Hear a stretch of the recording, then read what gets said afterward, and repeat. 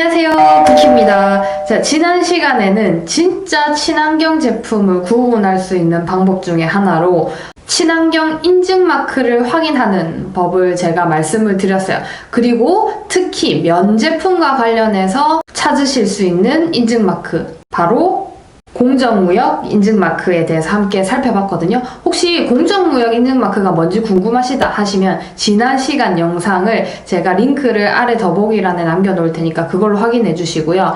제가 앞으로 계속해서 친환경 인증마크에 대해서 조금 알려드리려고 해요. 그런데 이런 친환경 인증마크를 알려드리는 거는 제가 소비를 권장한다는 게 아니라 항상 말씀을 드리지만 일단 내가 가지고 있는 자원을 최대한 활용해서 사용을 하고 불가피하게 구입을 해야 되는 물품이 있다. 그러면 중고마켓에서 만약에 구입이 가능한 상품이라면 당근마켓 같은 어플 같은 거 사용해서 우리 동네 근처에서 중고 물품을 구매를 하시고 만약 새 상품으로 불가피하게 구매를 해야 되는 경우가 있다. 그럴 경우에는 제가 알려드린 이런 인증마크들을 확인하셔서 진짜 친환경 제품을 골라내서 현명하게 스마트 컨슈머로서 환경을 생각하는 그런 구매를 하셨으면 좋겠다는 생각에 제가 이렇게 알려드리는 거니까 오해 마시고 전 절대 소비를 권장하지 않습니다. 근데 일단 이런 제가 인증마크를 알려드리는 거는 지난 시간에도 잠깐 언급을 했지만은 사실 우리 주변에 친환경이라는 그런 가짜 이름표 소비를 권장하고자 그런 마크를 달아놓고 진짜 친환경이 아닌데도 불구하고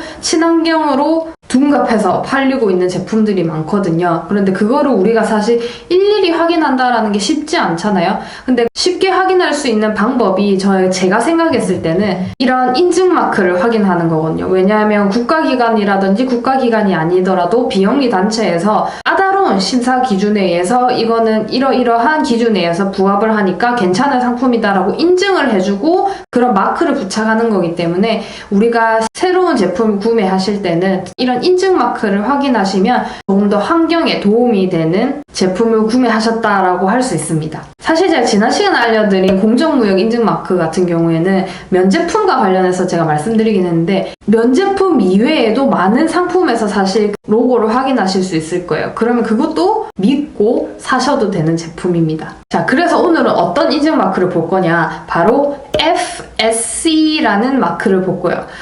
아마 환경에 관심 많으신 분들은 아시고 계실 건데 저 같은 경우는 사실 이번에 책 한 권을 읽으면서 처음 알게 됐어요. 타일러 씨 아시죠? 방송인으로 우리한테는 유명하잖아요. 미국 사람인데 한국말 너무 잘하고 똑똑한 어떤 그냥 연예인으로 방송 연예인으로 알고 있는데 그 타일러 씨가 쓴 책이 있어요. 두 번째 지구는 없다라는 책이 있는데 그 책에 이 인증마크에 대한 내용이 나와요. 그분도 참 대단하신 게 저도 몰랐지만 환경에 굉장히 관심이 많으시고 환경을 보호하는 걸 꿈으로 삼으시는 분이거든요. 그런 분이 쓰신 책인데 혹시 관심 있으신 분들은 환경에 대해서 좀 배우고 싶은데 조금 가볍게 시작하시고 싶으신 분들은 이 책 정말 추천드립니다. 그래서 본론으로 들어와서 오늘은 이런 FSC라는 인증마크를 볼 건데요. 이 인증마크는 어디서 보실 수 있는 거냐면 나무에서 만들어진 제품에서는 FSC라는 인증마크를 보실 수 있을 거예요. 나무에서 만들어지는 거의 모든 제품에서 이 FSC가 부착이 되어 있다면 이거는 믿고 사용하셔도 괜찮습니다. 그러면은 제가 이렇게 말씀드리는 이유는 이렇게 나무에서 만들어지는 제품에도 어떤 환경적인 문제가 있으니까 그런 환경적인 문제를 일으키지 않는 방법으로 어떻게 생산된 제품에 FSC가 붙는다라는 얘기겠죠. 그래서 어떤 문제가 있는지를 먼저 살펴보고 싶어요. 우리가 나무로 만든 제품을 구매하는 것으로서 어떤 환경적인 문제가 생기는지를 먼저 아셔야지 왜 우리가 FSC 인증 마크가 있는 나무로 만든 제품을 구매해야 되는지 합리적이게 이해가 되실 거잖아요. 그래서 그거에 대해서 먼저 한번 살펴볼게요. 혹시 여러분은 나무로 만들어진 제품 이렇게 하면 뭐가 딱 떠오르시나요? 일단 제일 가까이 제 근처에 보이는 거는 종이, 그 다음에 보일 수 있는 게 나무로 만든 어떤 인테리어 소품 같은 것들 있잖아요.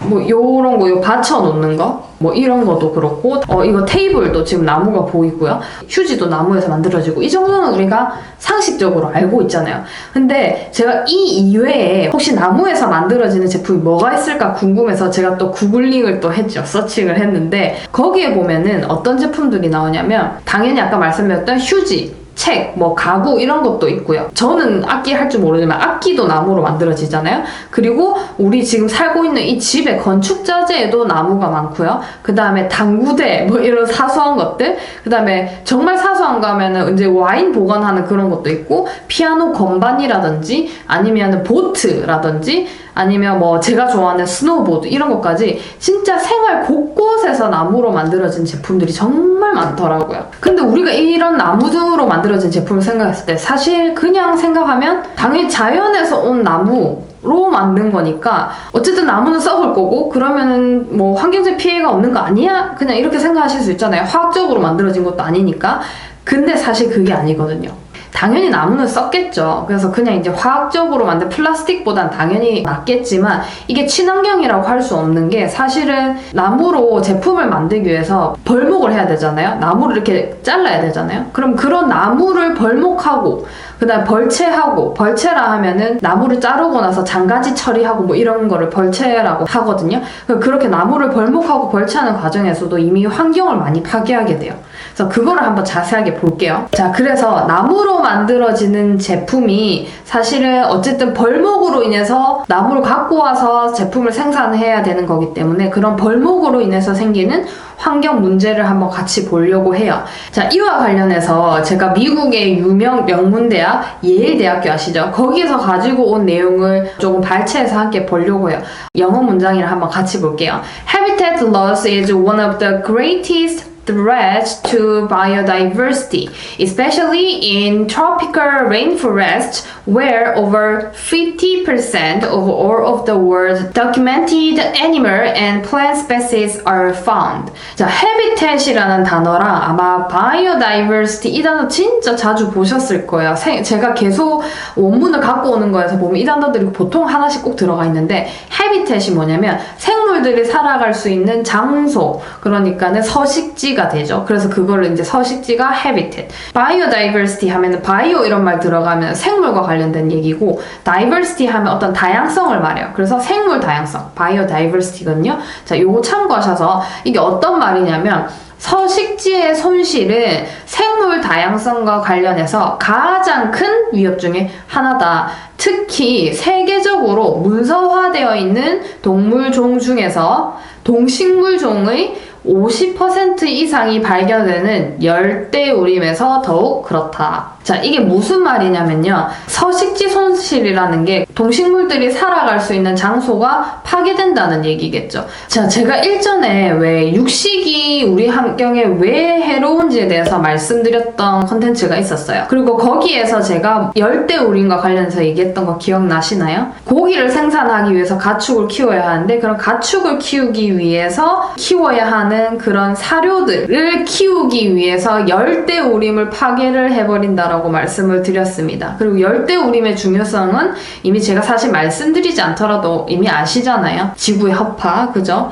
그런데 이런 거와도 사실 관련이 있는 내용이에요. 여기에서도 나오지만 그런 열대우림에서 세계적으로 문서화되어 있다, 이 말은 우리가 지금까지 찾아낸, 인간이 지금까지 찾아낸 전 세계에 있는 모든 동식물을 기록한 걸 말하거든요. 그럼 거기에서 50% 이상이 어디에 산다는 얘기냐면 열대우림에서 산다는 얘기예요. 근데 그런 열대우림이 특히나 많이 파괴가 된다라는 거죠. 뭐 때문에요? 나무를 다 잘라버리니까요. 그럼 자, 이렇게 되면 어떤 현상이 발생하느냐? 여기 계속 보시면은 biodiversity, 그러니까 생물 다양성에 대해서 얘기가 나오는데, 우리 인류가 지금까지 찾아낸 동식물 중에 50%가 지금 거기 열대우림에 살고 있는데, 거기 열대우림에 있는 나무를 다 잘랐어요.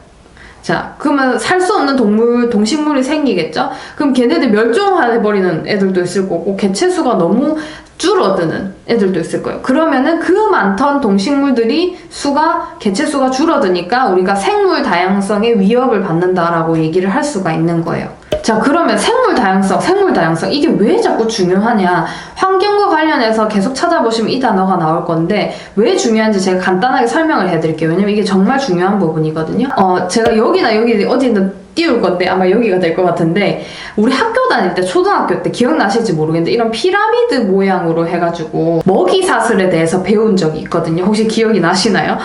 자, 그게 바로 뭐를 말하는 거였냐면은, 모든 지구에 사는 인간을 포함해서 모든 동식물들이 살아가는 세계, 그러니까는 생태계라고 말을 하거든요. 그런 생태계를 그런 그림으로서 아주 간단하게 말해주는 거라고 이해하시면 좋을 것 같아요. 그 피라미드 모양이. 자, 그러면 이 생태계는 이제 조금 이해가 되시나요? 생태계라는 단어가 지구상에 살고 있는 모든 동식물들이 살아가는 세계, 생태계 이 말인데, 이 생태계라는 게 모두 하나하나가 아주 긴밀하게 연결돼서 작동이 돼요. 예를 들어 볼게요. 우리 같은 경우도 햇빛을 받은 광합성과 물과 토양 뭐 이런 걸로 인해서 양분을 먹고 자란 식물들 있잖아요. 그거를 먹잖아요. 그거 우리만 먹는 게 아니고 다른 동물들도 먹어요. 그러면 그 동물을 우리가 또 잡아먹죠. 그런 식으로 서로 순환을 하면서 살아간단 말이에요. 일단 살기 위해서 먹어야 하니까, 제일 기본적인 걸로 따지면. 그런데 우리가 자연환경을 인위적으로 파괴해버리면은 아까 말씀드린 것처럼 동식물의 개체수가 줄어들 수밖에 없어요. 거기서 원래 살던 애들의 사는 곳을 파괴해버리는 거니까. 우리가 살고 있는 집을 갑자기 헝클었다고 생각해보세요. 다 밀어버렸어요.